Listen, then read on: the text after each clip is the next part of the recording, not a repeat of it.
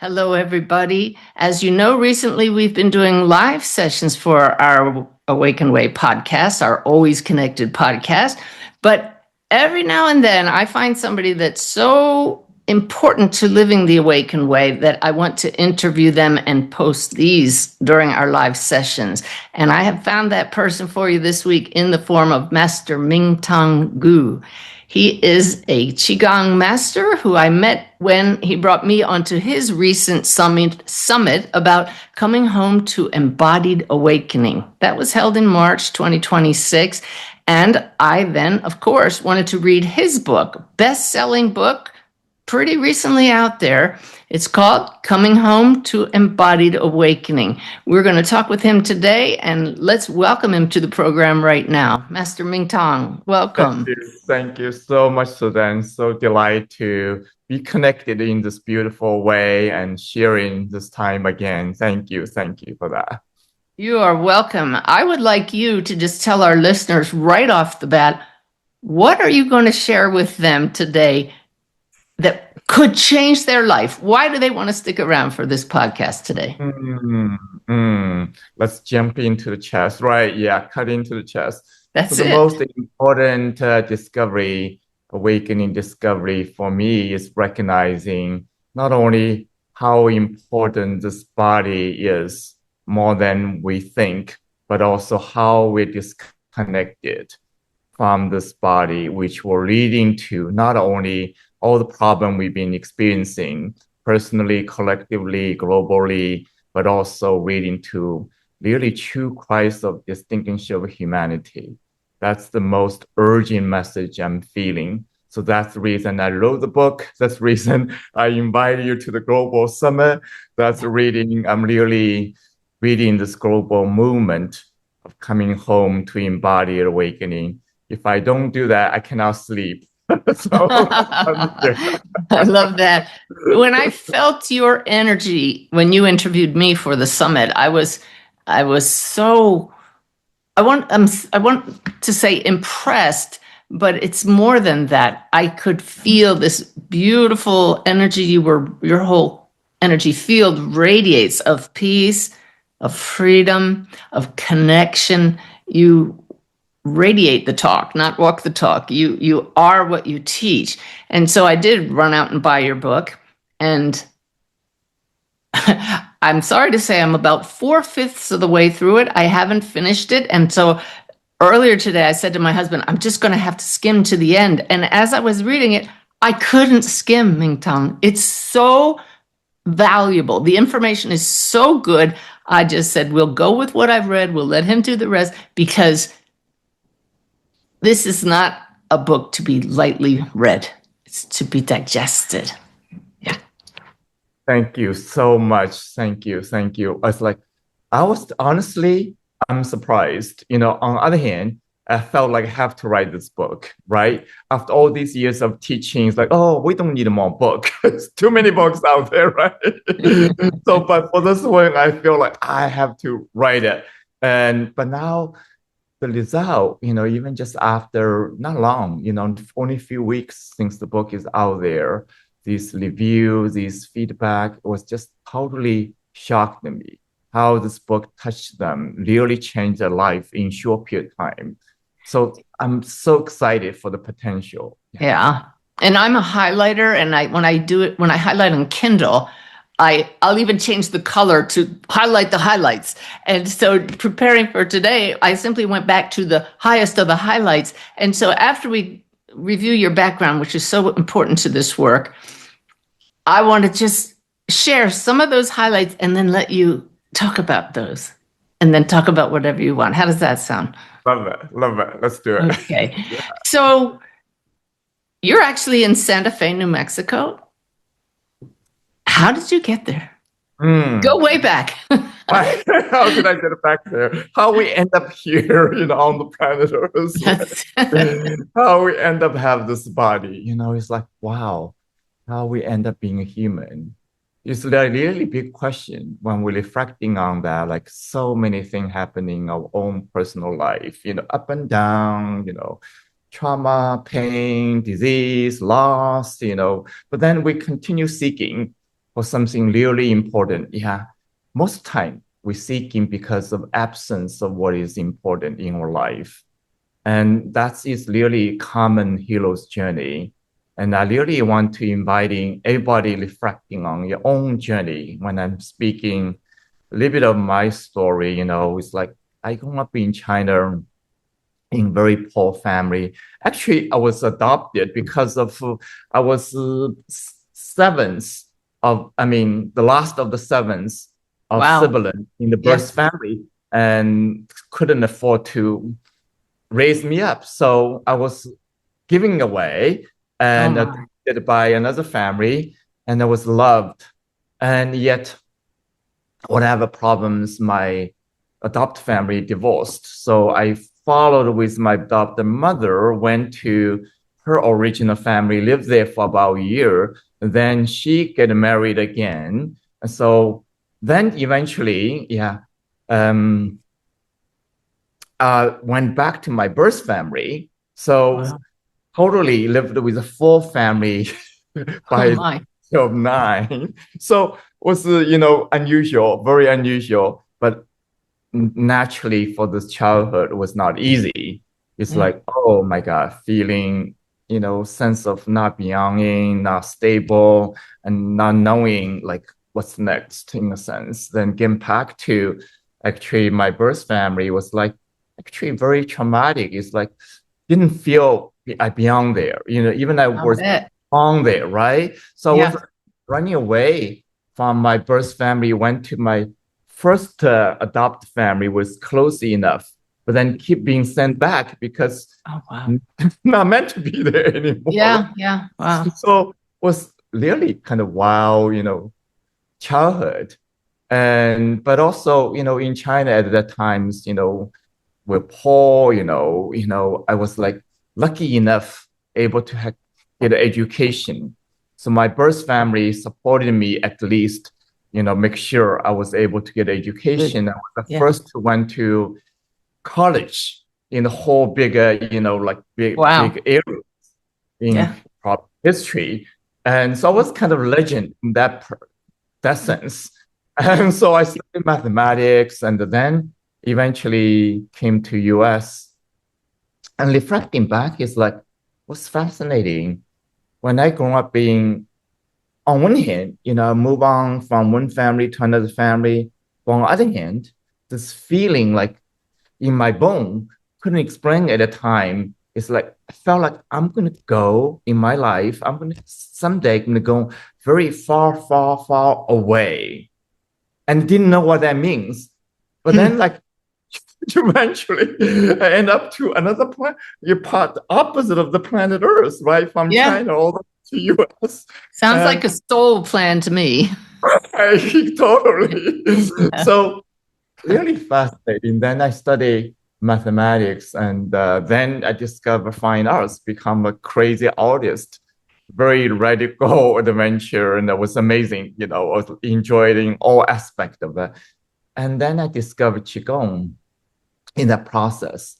Then just like give up everything, went all the way to Wisdom Healing Qigong. But it's fascinating. May I interrupt you a second there because Absolutely. you just rushed over the most important part of your work there, wisdom healing qigong. This is your specific what do you call it? Kind of qigong Right, right. that you It's embraced by going to a medicineless hospital in China and now share with the world wisdom healing qigong. Okay.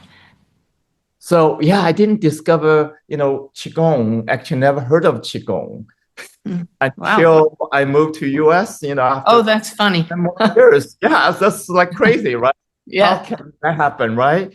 And but then my first experience of Qigong was like, on one hand, it's very subtle, but on the other hand, it's just so profound. I never felt this way. A sense of like settledness, sense of belonging, sense of connection with myself, and never felt this before. But then I studied like the book about history of Qigong, then discover the medicine of Qigong hospital in China. Was like totally shocked because it was not in my awareness. even I grew up in China, then I realized in Qigong is like it's probably the most sophisticated, best cultural treasure come out of China. And yet it's not well known at all. It's like underground until, like back now thinking of 60 years ago was hidden. But the let's say the philosophy, the way of life was accepted in China, but the practice is hidden. So it's like showing up in different way. For example, in the martial art, in TCM, then in kind of, but it's keep the more underground, like in the monastery, in the people who really dedicate to this kind of thing, living a very unusual alternative lifestyle. But originally, it's from long history, from like Yellow Emperor time, 5,000 years ago. And this dialogue between like Yellow Emperor, these sages, it's all about enlightenment. It's all about immortality. It's all then eventually this kind of evolve over the time. The contemporary history is more applying to longevity, how you can live long. May I direct you to the fact that the Qigong ultimately healed you of two very challenging physical challenges, asthma and scoliosis, healed you of that.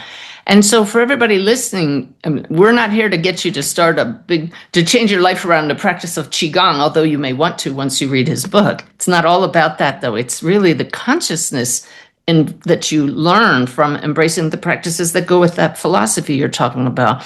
But I'd love if you talk a bit about how you were healed physically, but also all the other levels. Yeah. Honestly, I got into Qigong, become so dedicated, so disciplined right away, but not because like I was seeking for healing, seeking for recovery, because, the disease I had, including scoliosis and asthma, was diagnosed as an incurable condition. So I learned to adapt to it, right? Live with it.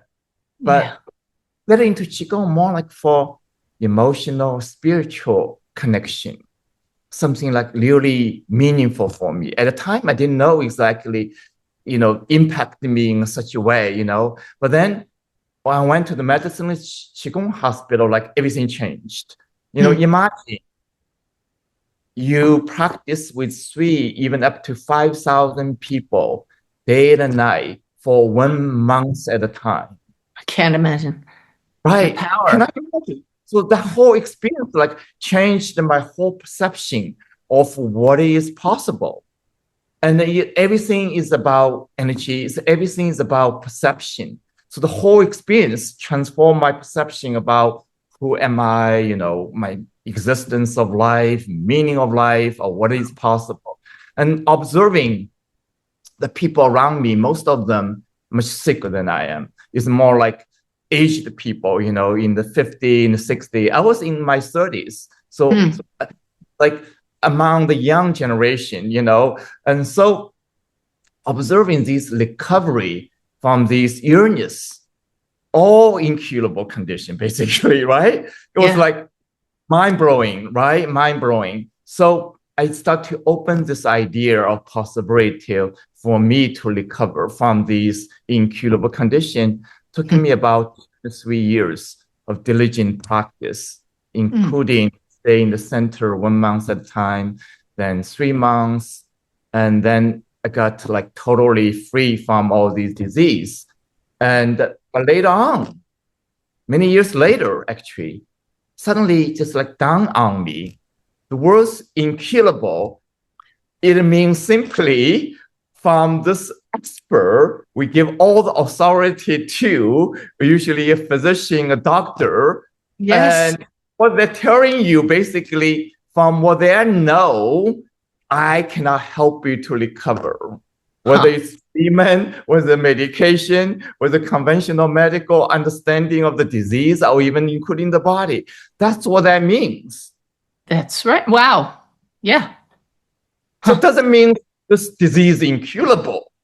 Doesn't mean from what they know, treatment, drug cannot help you to recover from this condition. Wow, there's a shift. Think about that. And most people still live with that diagnosis, Yeah. like ultimate death sentence, as I did from my childhood. You saw people get out of wheelchairs. You saw blind people see, right?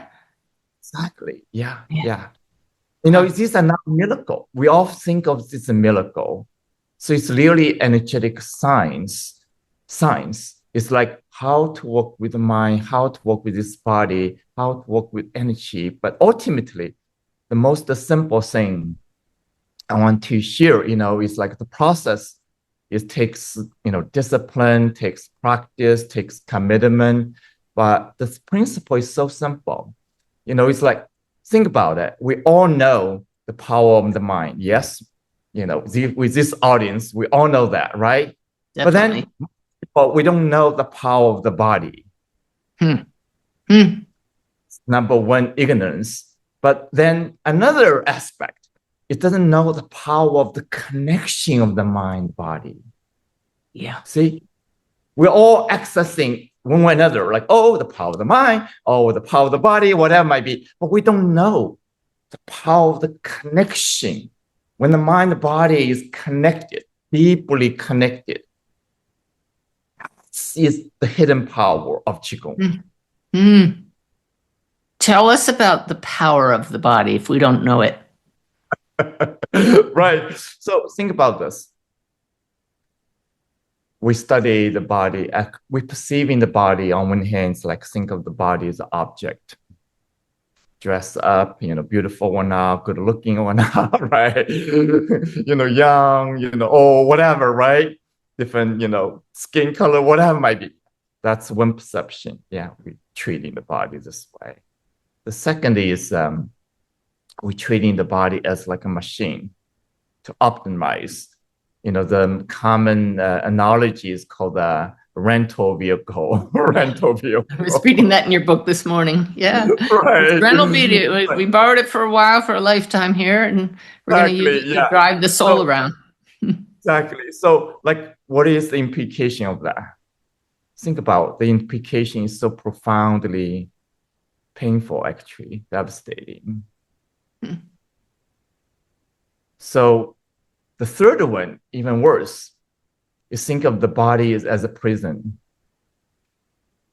Do everything to escape from the discomfort, the kind of undesirable feeling of the body. Yeah.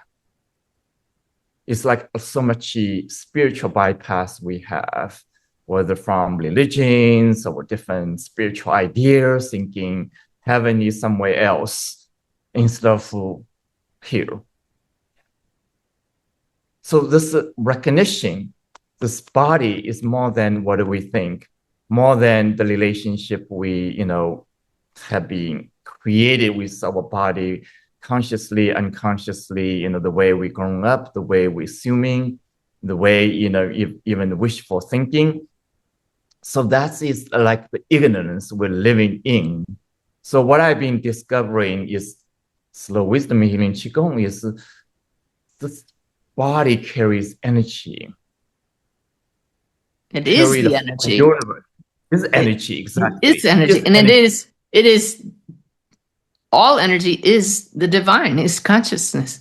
So the body is, this is straight out of your book too, and it's what I've been teaching, but the body is divine energy.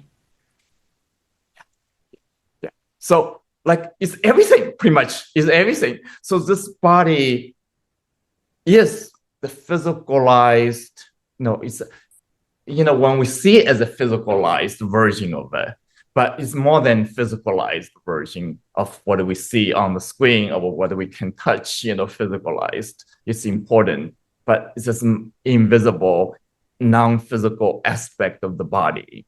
So when we think of the body limiting to just the physical body, that is the limitation to start with. So through the exploration of what is the nature of this body, which is the energy encompassing every aspect of ourselves, physical, emotional, mental, spiritual, but encompassing not only what do we call human, but encompassing the whole creation of the universe. Yeah. So imagine that power. So cannot be really defined. Yeah. So it's like I'm human here is to slow all my experience to discover on one hand was to be human, on the other hand was meant to be divine. But also what that means is the inseparableness of human and divinity. And so this embodied experience.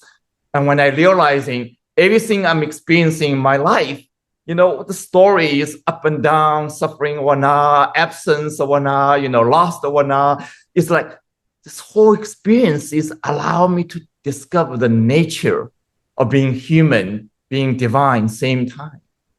It as you say in the book, and as the Awaken Way shows, it is this is consciousness experiencing itself through and as the body, which is a very unique environment for it. That's the best way I can describe it, right? Yeah. But the ultimate, come back to the topic of what is this body. When we letting go of the story of the body, diagnosis of the body, assumption of the body, even unhealthy relationship with this body, the totality of who we are, basically, we experiencing, only in this kind of moment, sometimes we call the mystical experience. Yeah. It's like the absence of separation, the absence of dualistic separation. And that can only be experienced when we letting go of the disconnection of mind body, the total union, basically the total union. When the mind body, beyond any of these labels, it's like it's oneness. Yeah. Integration, this total mystical union is happening inside of us. When we're experiencing that, I think that's the only way to experience the union with the divine, union with its creation, union with all existence. You speak in your book a lot. You speak a lot that there are really only two states we experience: constriction and expansion. And right now, just listening to you, everybody, this is a chance to practice embodied awakening. What are you feeling as you listen to this divine man speak? Do you feel his expansion? He talks about embodied leadership in this book, and what that means for all of us to be an embodied spiritual leader is to be and hold that expanded state like he's doing now, and others pick up on that. Can you feel that now? That's divine. That's the energy, the oneness of the universe, present, always present for all of us to access. Yeah. On one hand, it's a personal experience, but on the other hand, it's not personal. It's like available, accessible, immediately, instantaneously available for all of us to experience. And yet, the deepest choice is that connection from here to here. And it feels like so trivial, so many of us talking about it, but yet it's the most difficult one and the most urgent one, most meaningful one. And that's like to inviting everybody to really reflecting, our own personal life, but also even entire human history, how much we're disconnected. It's like, let's come back to, one other topic in the book is speaking about the Four Noble Truths from, Buddha's time. And yet that is so like relevant in a new way now for us, with all the destruction happening, destruction and destruction and addiction and suffering is happening in a new way. Only way I can put it is like, think about 3 words we are living in now is very different from the ancient time. Yeah.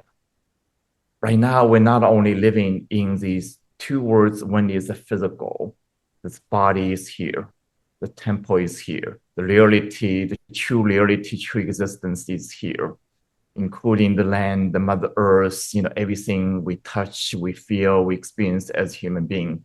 But another world is more like a mental world, has its own world, basically, concepts, stories, problem solving, knowledges, whatever it might be. It's a mental world. It's so disconnected from this physical world.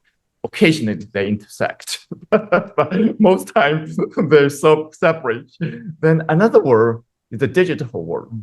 This is new in the human history. So the entire human history, we got to experience this digital world. It's exciting, internet, all the stuff. But now AI, everything is happening. So it's really important to differentiate, be clear. These three different worlds we're living in now. But we can integrate them. That's the wholeness that you speak about. Right. But the danger is what's happening is we tend to live in the mental world. It's like about the shoulder. That's right. Yeah. Totally in the head. So the consequence of that is like this part is not important anymore. We disconnect it.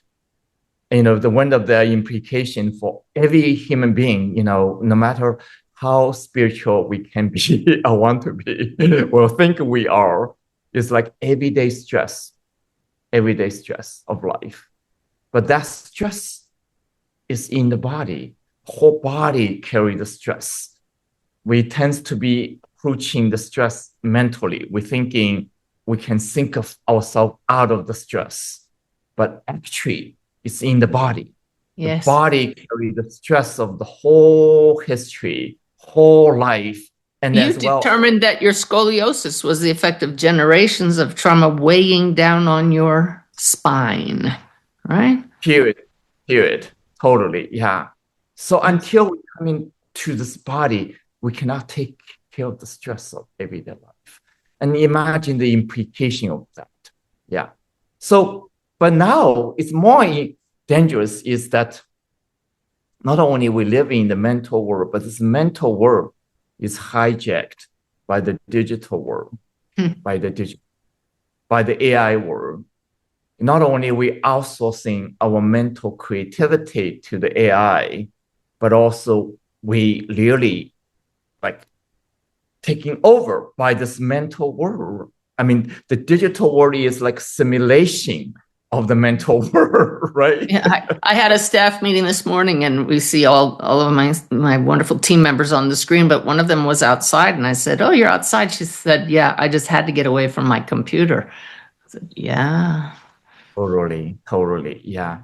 So it's happening every day. It's not just next generation. So what I'm trying to say here is the recognition of these three worlds.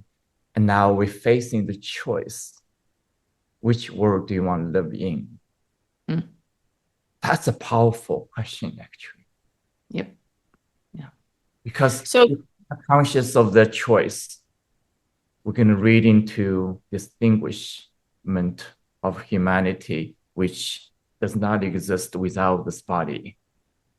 So everybody can see the cover of your book if you're watching this on video instead of listening on the podcast. And it's right here in our face, Coming Home to Embodied Awakening. This is mostly then that first world that you talked about, but realizing we don't have to drift away from this body. Talk to us about why it's coming home and what is embodied awakening.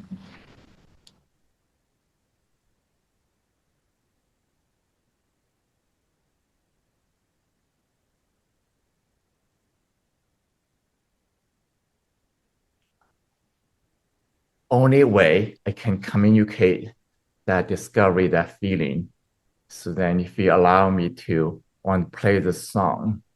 Oh, I hope it comes through okay on Zoom. Air song, I created with AI, and the song is totally summarize what I want to communicate. So I made Okay. them request here. This song is I play this often, so this is going to work. Very simple. Let's see. This will be interesting. Give you a little bit of unusual experience. Just about 2 minutes or so. Let me find the song here. Here we go.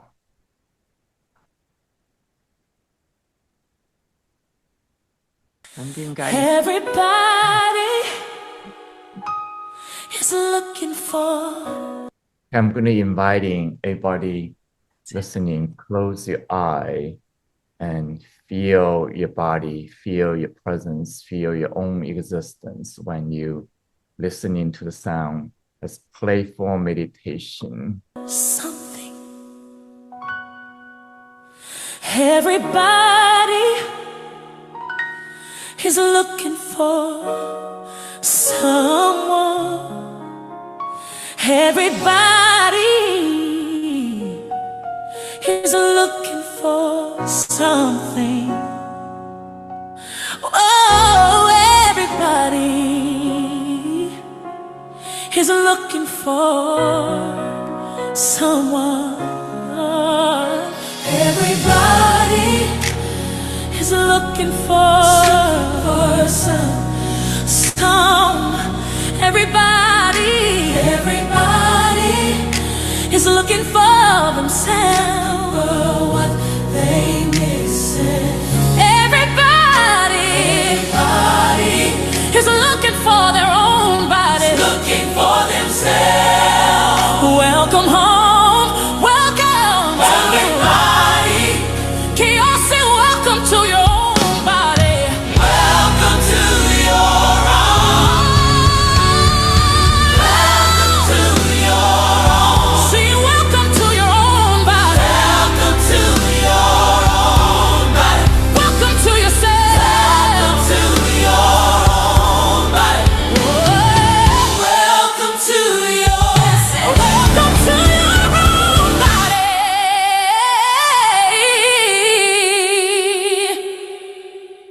I could feel the emotion rising with that. It's phenomenal. So this coming home is realizing, first of all, we're lost. And we're looking for home, keep looking for home somewhere else, outside of us. And in substances and things. Yeah, everything we can think of, quick fix, shortcut, instantaneous gravitations, even looking for happiness, eternal happiness in relationship, these fairy tale, right? All that, yeah. So like the returning here is coming home to this body. I want to share this another brief story. When I recover from asthma condition, when I was in the Medicine Healing Qigong hospital, I was such lightness, complete different feeling as a who am I. And I went to see the wife of my teacher's wife, and she just gently tapped on my shoulder, looked into my eyes, said, "Now you have found your home. You can return anytime now." And that moment was just like something clicked inside of me. I was just the most deepest tear come out of me. It's like after all this childhood of looking for home, looking for beyond, and come to all the way to US and eventually discover this. And this moment, I'm realizing home is right here. Yeah, she wasn't talking about coming back to the medicineless hospital anytime. She was talking about coming back here. So that moment, I realized that transmission. And I was like, that moment was so powerful, Suzanne. It's like, from that moment on, I stopped seeking. stop seeking outside of me. And what's ironically, shortly after that, yeah, my wife showed up at the time. Instantaneously fall in love, but that's a different story. Okay, so she wasn't your wife yet. No, Okay. wasn't at the Okay. time. Right. So, and so that is the coming home, not just as a concept, not just coming home to a family, to a comfortable home, a house, so on, but realizing coming home here. But that is a process of embodied awakening, is really discovering who we are, truly who we are as human beings, not as a concept of enlightenment, not as just, this bypass of liberation from what is truth as human being. Instead of, go to the heaven somewhere. It's like being here on the planet Earth, how we can fully reincarnate in this human form. Reincarnate, yeah. That's So, what it is. Well, you're talking there. Many people who watch this show, who listen to this podcast, have had moments of awakening, and many times it comes through meditation.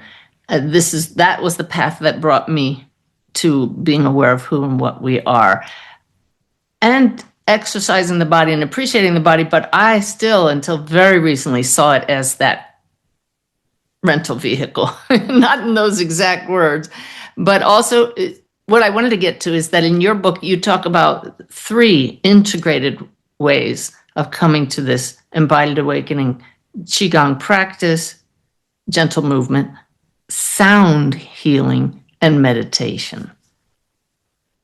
Why don't you talk about that? Yeah, right. Yeah. So, most people kind of more, familiar with Tai Chi or Qigong as like a meditative movement, which is true. It's very powerful practice because when you move gently, slowly, again, it's all about connecting with your body to discover the energy, visible, invisible. So when you slow down the movement, you start to not only be more aware, but feeling more, experiencing more.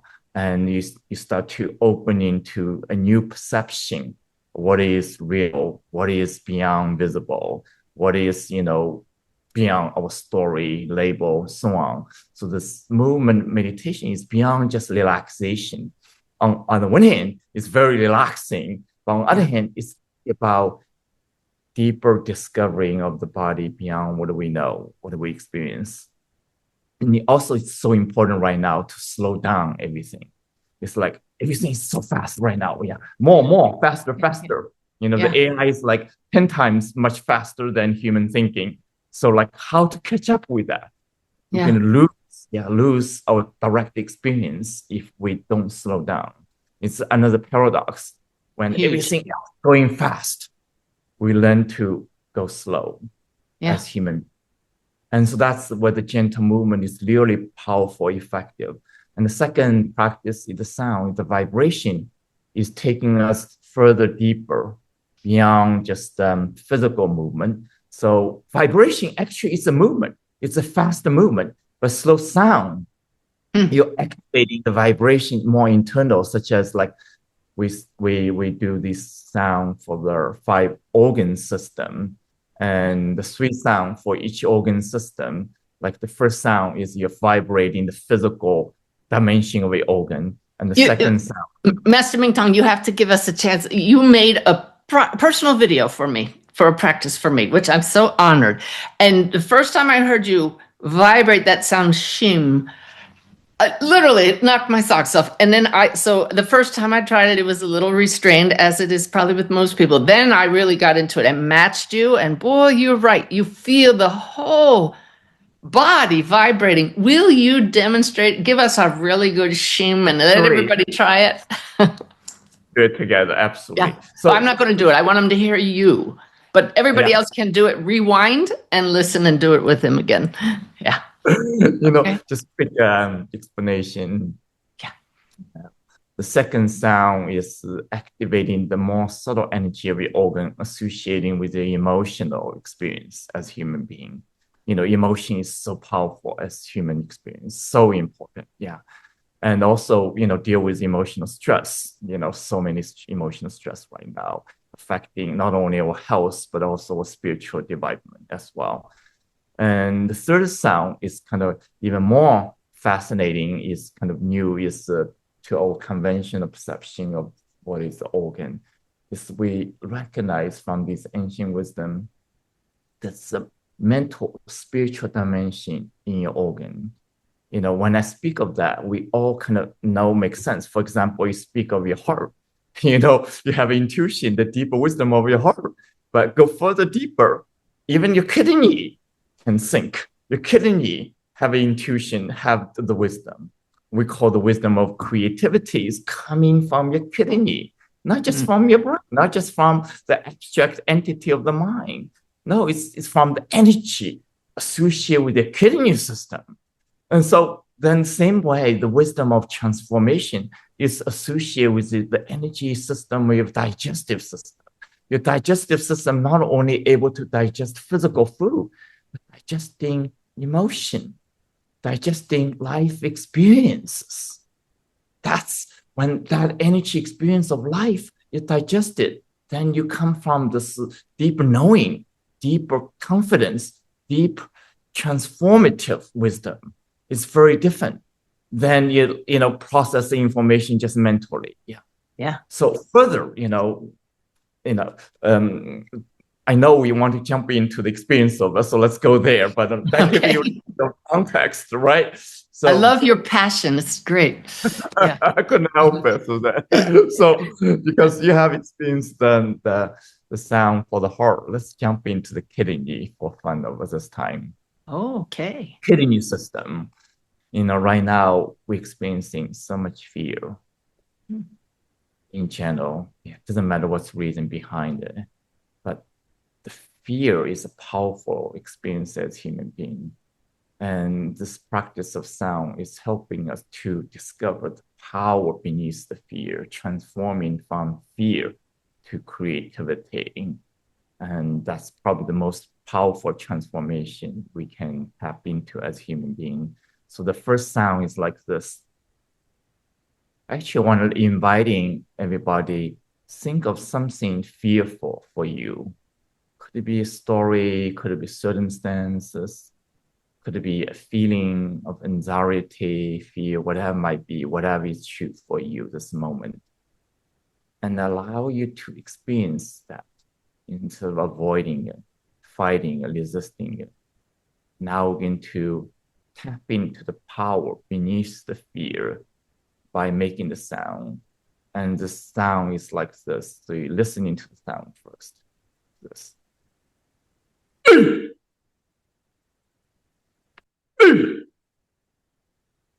Let's do this together, faithfully. Feel the fear, but also expressing the power beneath the fear. The sound like this together.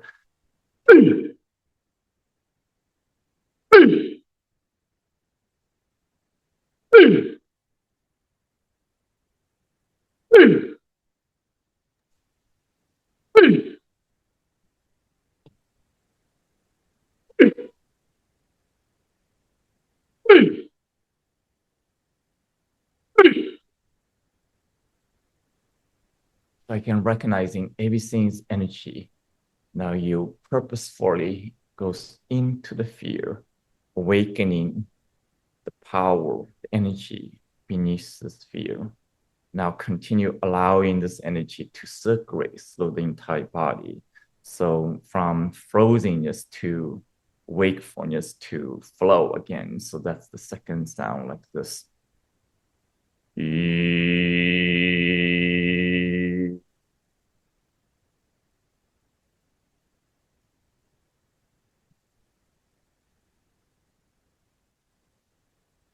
Together, making own best effort. Breathe in deeply.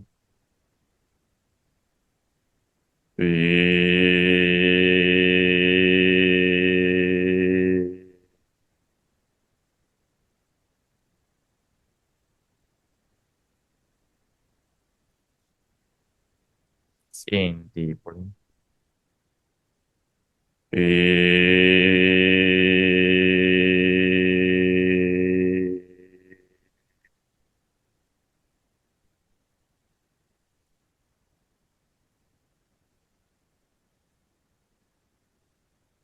deeply relax, notice.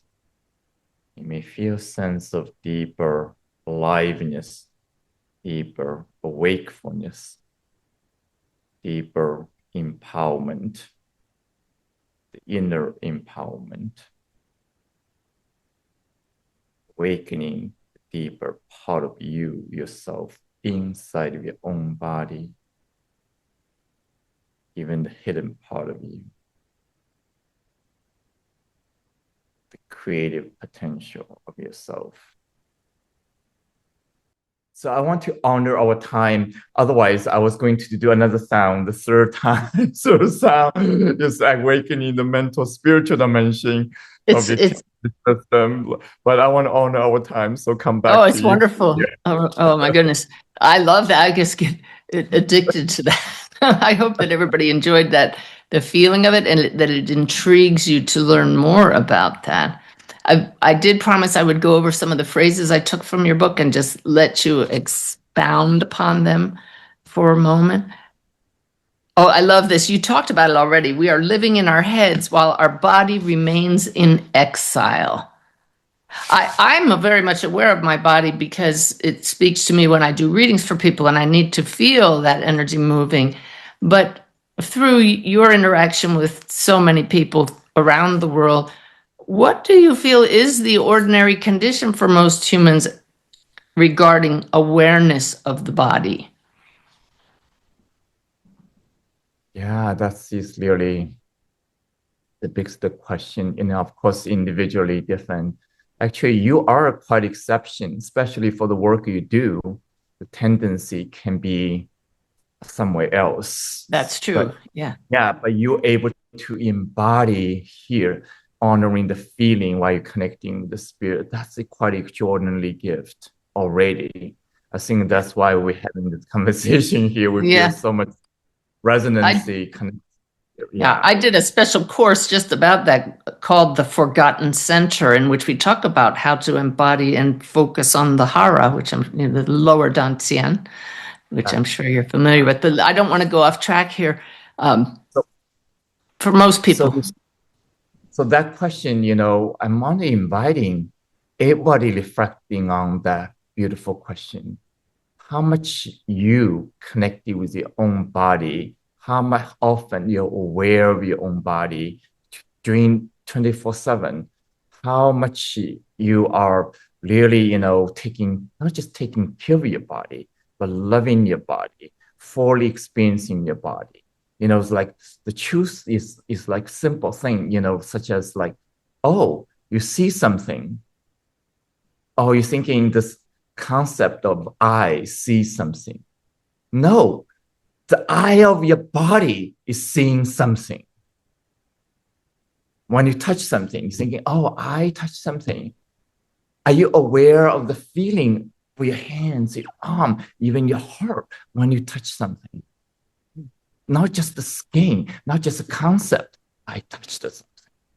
Do you have that true human experience? Your whole body is interacting everything in your life. But that's only you can feel that when your mind's not busy. When the mind is busy, you don't hear the birds. The body is hearing the birds. Yeah. Your mind, if you're thinking your mind is aware of the birds, that's a mistake. That's total mistake. That's the ignorance. We think of the mind existing by itself as a ghost. That's the crazy thinking. Without this body, you cannot experience anything as human. And the divine is experiencing it through this body, coming back to that. And so here's a quote for you right from the book. I love this. Return to your body again and again and again. That's the path, one of continuous return in which you make coming home to your body the central practice of your life. Why? Why, Mingtong? That's the only way we can coming home to ourselves. Yeah, it's like often we feel nobody. When you disconnect from your own body, of course you feel nobody. You know, this is not just for humor, you know, not just plain words. That's the truth. So the point is, it's so easy to be disconnected. That's why the choice of returning is so important, not just for one moment. Well, what about people who have spent a lifetime disdaining their body, hating their body, for the way it looks or any handicaps it may have? Absolutely. These are very, you know, powerful challenges, common challenge we have. Even people feel not safe in their body. Could it be from, you know, abuse, history, whatever trauma might be, and these are common. And on one hand, you know, of course, the whole practice, the whole community, the whole process is about creating a safe environment, safe condition, safe connection. Then you gradually, you know, come into the body with that support. It's important. But ultimately, I want to say is, reflecting back to your question, it's like, ultimately, it's a choice now. No matter how you feel about your body from your history, but now I'm inviting you, everybody, I'm not saying just Suzanne, you, everybody in human, as long as we're alive now, whether young or, you know, sick or not, you know, beautiful, ugly or not, this is the only body we have for the rest of life. And your choice of coming back to this body or not is determining your whole experience of being human. That's it. That's the message I want to say to everyone. So it's not about just how or why. It's like, this is a choice we're facing now. So it's everybody's choice, every human being facing this choice without knowing them. That's the invitation. That is awakening call. So when you say, I want to connect with my body, I want to feel myself whole, if you're clear of that choice, then these teaching, these practice is help you, support you to do that. It's not something you can done overnight easily. It's like, it's totally changing the whole relationship with yourself, with your body, with life, with humanity, with where we're going as human in this critical time of human history. Beautiful. Do you know that when we talk about this being the way the source expresses itself through this body, one of the most simple practices to feel what's inside us is what you do all the time. It's just put your hands over your heart and breathe. It's just, that's an instant connection right there. Everybody do that now and do that often. That's the coming home to your body throughout the day. And you said it here.